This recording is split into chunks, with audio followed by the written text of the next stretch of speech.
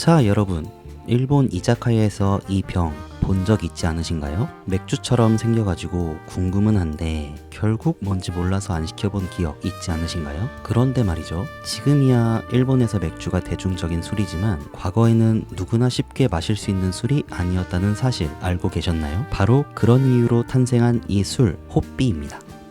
제2차 세계대전 후 일본 서민들이 맥주처럼 마실 수 있는 저렴한 술을 만들고자 해서 탄생한 이 술은 도쿄에서 태어나 지금까지 70년 넘게 사랑받고 있는데요. 일본 도쿄 서민들의 희노애락을 담은 호삐의 이야기, 지금부터 시작해보겠습니다.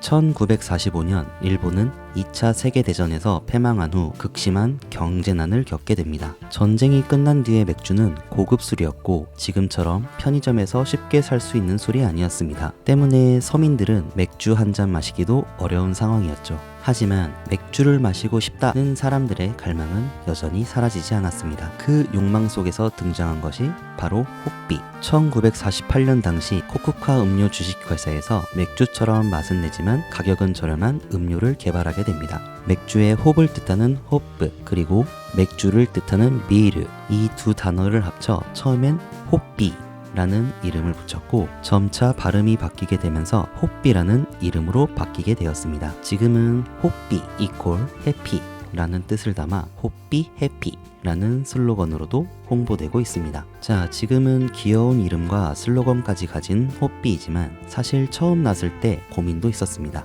호삐는 맥주의 맛을 가지고 있지만 사실상 술이 아니었기 때문에 고작 0.8%의 알코올 도수를 가지고 있었는데요. 보통의 맥주는 4에서 5도 정도인데 호삐는 거의 무알콜 수준인 거죠. 그러다 보니 호삐만 마셔서는 전혀 취할 수가 없었습니다. 사실상 맥주 맛을 입은 무알콜 음료였던 셈이죠. 하지만 우리 인간들 당연히 어떻게든 취할 방법을 찾아가겠죠? 그래서 당시 일본인들이 생각해낸 기막힌 아이디어, 바로 소주와 섞어 마시는 것이었습니다. 당시의 소주는 야스자케라고 불릴 정도로 가격이 저렴했고 도수는 높아서 쉽게 취할 수 있었는데요.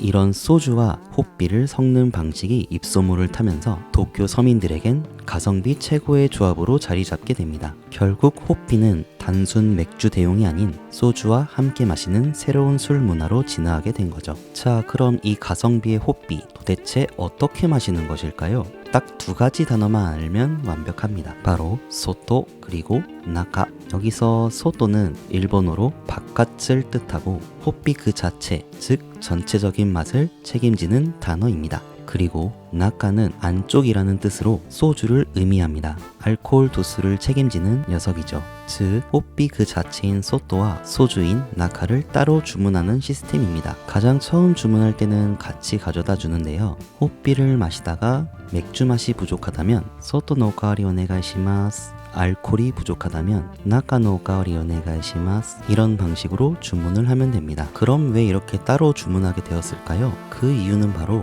사람마다 제조하는 비율이 다르기 때문입니다. 보통의 이자카야에서는 호삐 5, 소주 1의 비율을 기본으로 합니다. 이는 알코올 도수 5%를 만드는 가장 기본적인 방법인데요. 하지만 이건 어디까지나 기본값일 뿐, 보다 맥주 맛에 가깝게 즐기고 싶다면 소토를 더, 도수를 더 세게 즐기고 싶다면 나카를 더, 이렇게 조절하면서 마실 수 있다는 점도 호삐의 매력 중 하나이지요.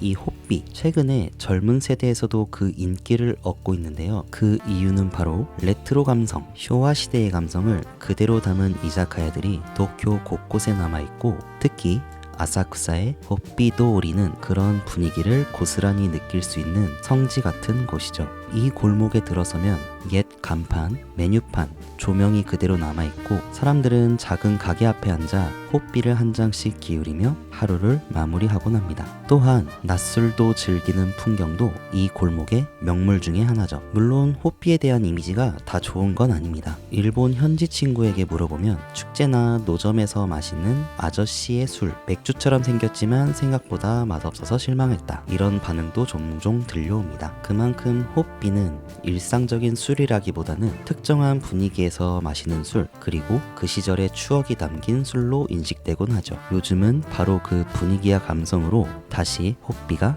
힙해지고 있습니다. SNS에는 쇼와레토로라는 해시태그로 호삐의 인증샷을 올리는 젊은 사람들이 상당히 많이 늘어났습니다. 마치 쇼와 시대의 도쿄 서민이 된 느낌으로 즐기는 것이죠. 그래서 요즘 젊은 사람들은 호삐를 단순한 술이 아니라 옛날 일본 감성을 체험하는 하나의 문화로 즐기고 있습니다. 그리고 호삐가 최근 주목받는 또 다른 이유 중에 하나, 나름 건강을 생각한 술이라는 점입니다. 저칼로리, 저당질, 그리고 퓨린체가 0%라서 맥주보다 부담이 적습니다. 맥주를 마시고 싶지만 건강이 걱정된다? 호삐가 좋은 대안이 될 수 있는 거죠. 또한 앞서 말했듯이 호삐는 소주를 섞는 양을 조절함으로써 가볍게도 즐길 수 있고 강하게도 즐길 수 있는 맞춤형 술이기도 합니다. 즉 호삐는 제2차 세계대전 후 일본 서민들이 즐겼던 가성비 술이면서도 지금은 레트로 감성과 건강 트렌드까지 결합된 새로운 스타일의 술인 거죠.